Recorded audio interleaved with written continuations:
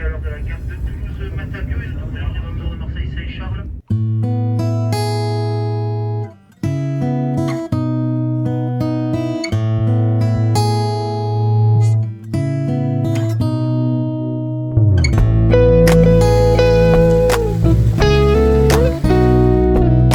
Ibizától Bordeauxig tartó utam utolsó előtti napján Európa egyik legnagyobb épségben megmaradt középkori várát, illetve erődített városát, Carcassonne-t néztem meg. Jöhettem volna hajóval is, hiszen a város szintén a Canal du Midi mentén fekszik, mint Toulouse. Az egykori római erőd később a szaracénok erőssége lett, majd a francia királyok Szent Lajos és Merész Fülöp kibővítették. A 17. századra állapota leromlott, mert elvesztette stratégiai jelentőségét. A 19. században felmerült lebontása is, de végül romantikus elemekkel, középkori stílusban helyreállították. Így ma is épek a várost körülvevő kettős erődfalak, amelyek egy részén végig lehet menni.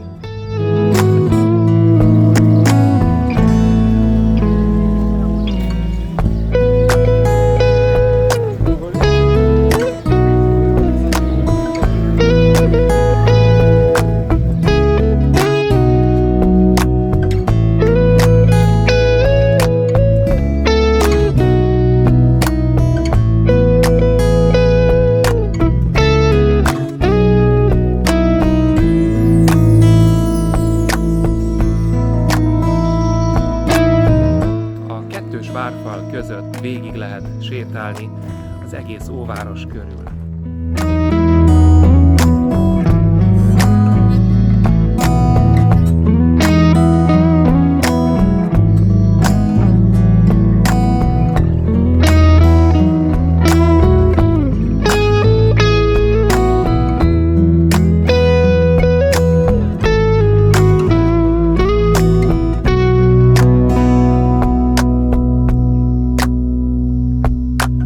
Azon tűnődtem el, hogy mennyire fantasztikus ajándék ez a szabadság, hogy bárhova elmehetek, éppen olyan helyzetben vagyok, amikor ezt megtehetem, és gondoltam azokra is azért itt ennek a csodának az átélésekor, hogy hányan vannak, akik bizony nem mehetnek sehova oda, ahova szeretnének, hanem kénytelenek ezekben az órákban is talán menekülni valahonnan.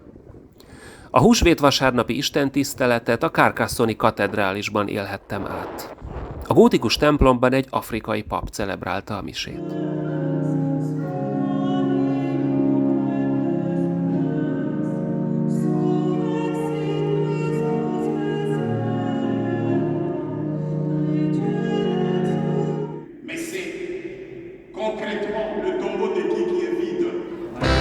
Érdemes volt korán érkeznem, mert ahogy kijöttem a templomból, láttam, ahogy elindul a turisták rohama. A mindenfelől érkező, készpénzzel és hitelkártyákkal felfegyverkezett tömeg ostrom nélkül vette be a várost.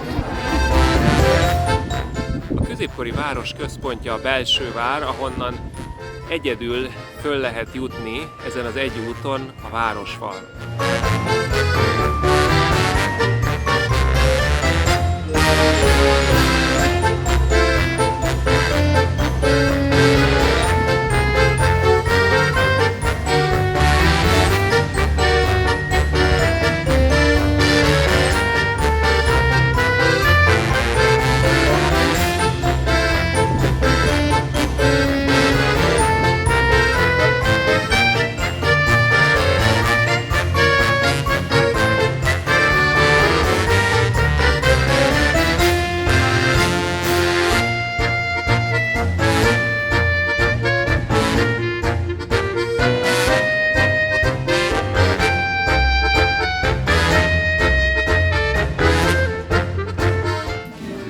Van az Istennek humora, hogy itt ér a böjt vége Franciaországban, a kulináris örömök hazájában, úgyhogy most vasárnap van, húsvét vasárnap, a mise után egy kellemes helyet választottam, és itt fogom meginni 40 nap után az első pohár boromat is. A helyi specialitást, a cassoulet próbáltam ki, annak is katar változatát, ami leginkább cserépedényben, lassú tűzön sült babos, káposztás, kolbászos kacsacombnak tűnt. Felejthetetlen volt, ugyanúgy, mint a város.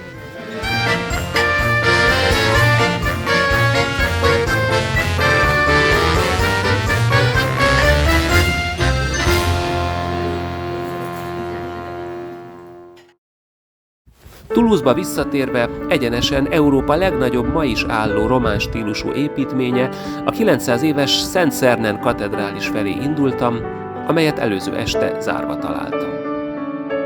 Az jutott eszembe, hogy milyen kevés kell a boldogsághoz. Ez a cassoulet a böjt után, ez a napsütés és a Szent Szermin bazilika kertje, ahol a fiatalok egyszerűen leülnek most már a tavaszi jó időben beszélgetni, enni, inni. És még valami, hogy először az út során nem kell sietnem. Ez az utolsó napom, gyakorlatilag elindult az utolsó 24 óra, és úgy fogok eltölteni itt egy késő délutánt és egy estét, hogy tulajdonképpen nincs előre beosztva, nincsenek terveim, meglátjuk, hogy mit hoz az este.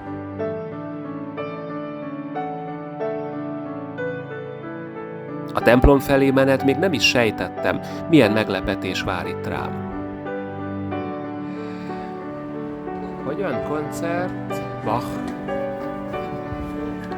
Vasárnap? 4 óra?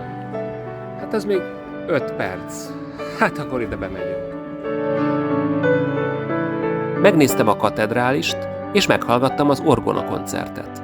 Sőt, a végén gratuláltam a mesternek, és kértem egy közös fotót, hogy majd utólag eldicsekedhessek vele orgonaművész barátomnak, Pál úr Jánosnak.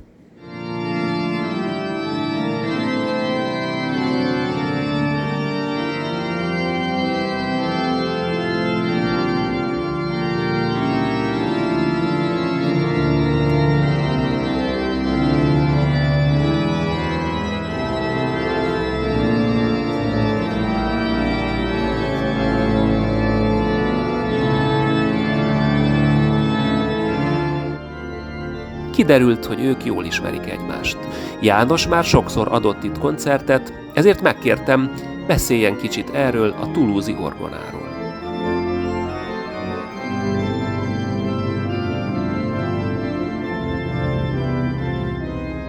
Vannak olyan orgonák Európa szerte és világszerte, amik abszolút megragadtak és elindították engem a saját pályámon. Ilyen volt a 14 éves koromban lemezről hallott Szent Szernen, toulouse-i Szent Szernen templom Cavaillé-Coll orgonája.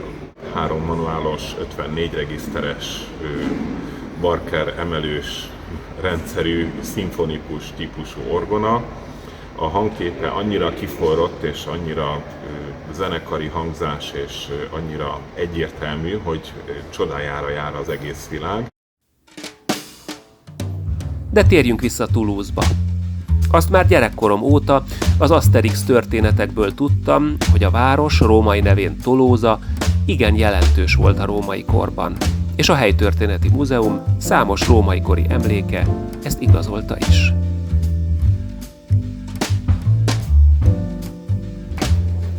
A belvárosi utcákon sétálgatni igazán nagy élmény.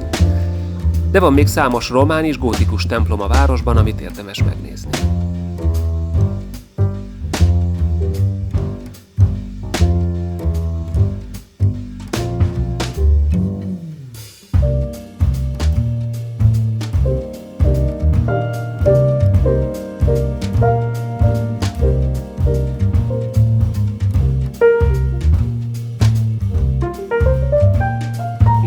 Még a gyönyörű parkjairól is nevezetes, rengeteg zöld területe van, amit gyalogszerrel nem is lehet bejárni, úgyhogy arra gondoltam, hogy itt a helyiekhez hasonlóan én is rendezek egy kis pikniket.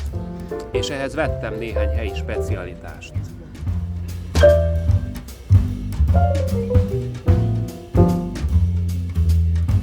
Ma még úgy igazán nem sportoltam. Tegnap előtt volt egy nagy túra a Pireneusokban, tegnap síeltem, és mára azt hiszem, hogy pont egy biciklizés következik, úgyhogy kölcsönöztem egyet a város biciklis rendszerében. És Például a Canal du Midi partján egy kicsit biciklizek.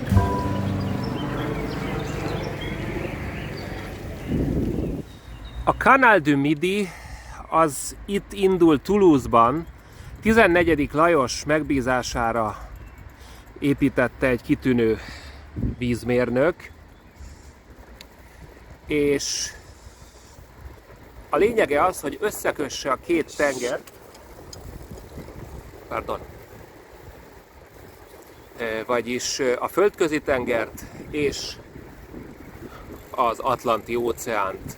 Tehát ez a vízi út mesterségesen készült, és valami gyönyörű, fantasztikus hídjai, zsilipjei vannak,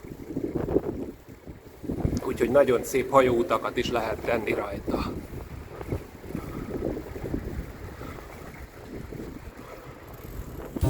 Esteledett. A város hangulata magával ragadott. Örömmel vegyes szomorúság fogott el, hiszen ez volt az utolsó estén. Másnapra csak Bordeaux, a borvárosa maradt. Ismét elgondolkodtam az élet nagy kérdésein, pedig nem is ittam bort, azt másnapra tartogattam. Ezúttal azon tűnődtem, hogy mi lehet a boldogság titka.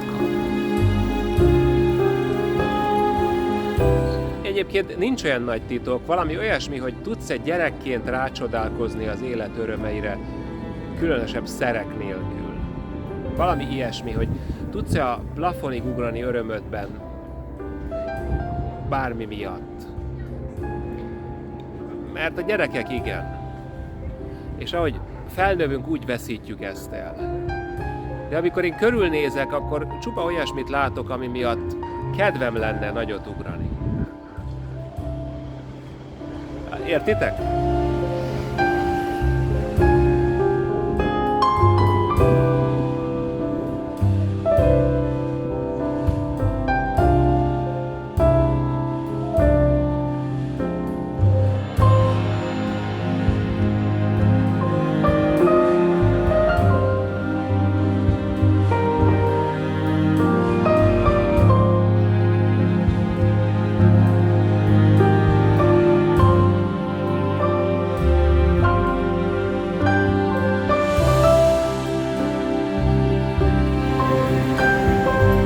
A gyönyörű Canal du Midi,